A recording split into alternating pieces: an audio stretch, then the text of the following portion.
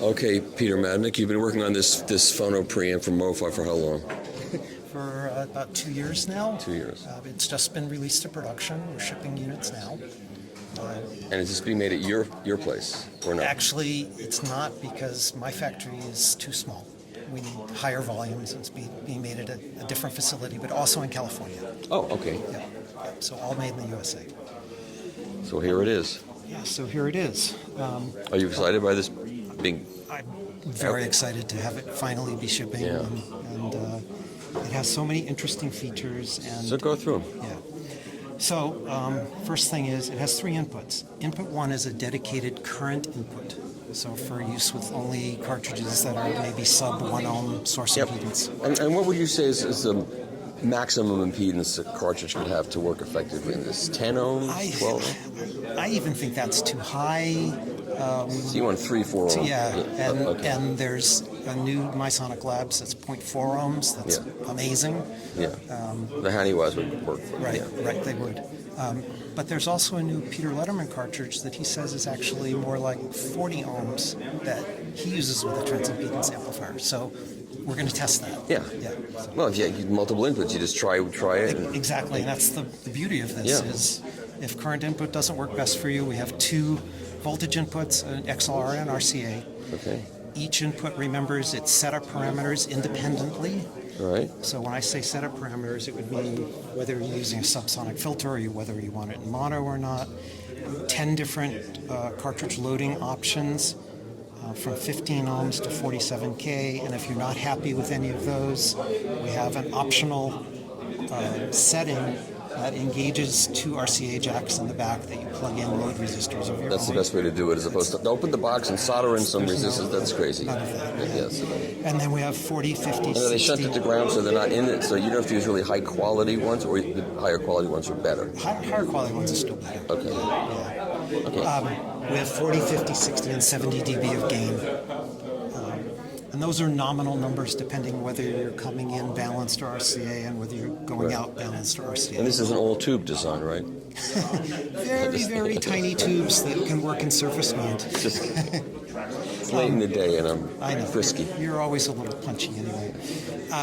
Then you'll notice that there's meters, and meters are fun, and people like to see them bounce around, but they actually have some useful features if you want to engage them. They're engaged by pressing this button that says meter and holding it for a while, because we don't want you to accidentally go into this mode, and it turns the lights blinking. In mode number 1, you play track number 1 of the Analog Productions test record, Right. and that's supposed to give you a 0 dB reference tone, and this knob allows you to bring the meters up to 0.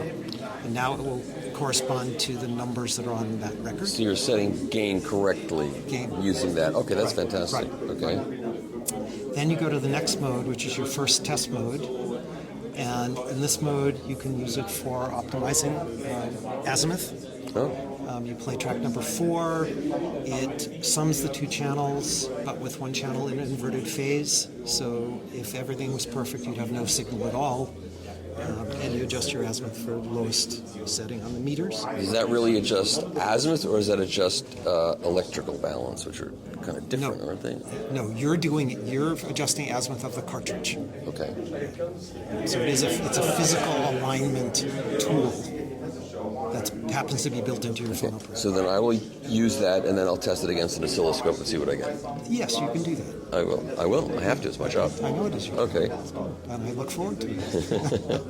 And then we have another position that I will call it a yet-to-be defined test, where we have some test ideas that would allow you to determine whether your cartridge loading is at its best or not. Oh, okay. But we also have a software port on the back of the unit that allows you to update the software if we want to do something differently than we're doing now. Yeah. Okay. Wow. Let's look at the back for a moment. And what does this cost? 5,000? 5,000 US dollars. 5,000 US dollars. Different in Europe. Different distribution model. Different. It's got to be exported too.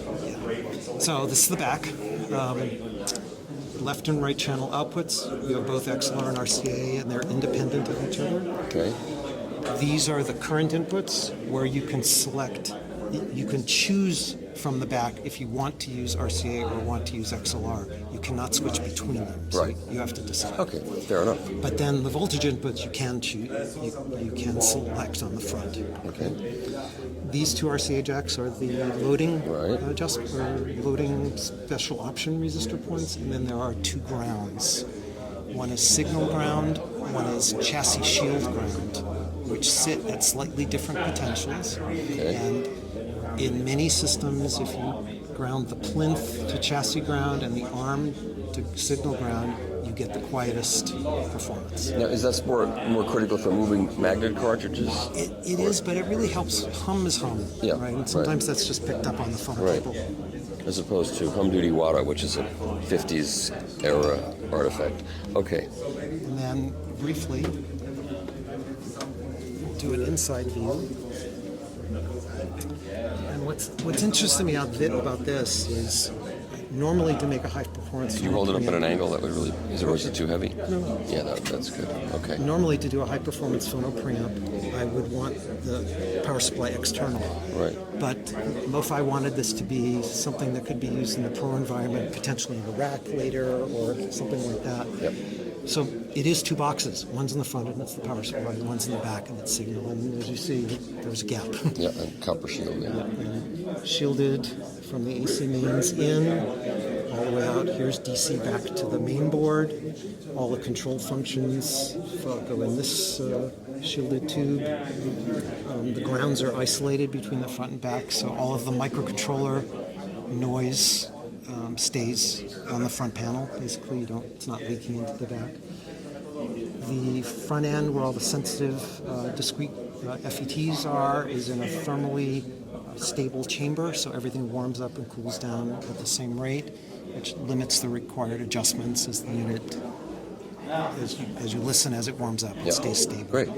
It's totally passive RIAA equalization, so there's no feedback-based EQ in it. Okay. Very neat. I look forward to listening to this. Thank you. And now we have to move on. I must move on. Fantastic. Thank you, Peter. Thank you very much. Thanks, Mark.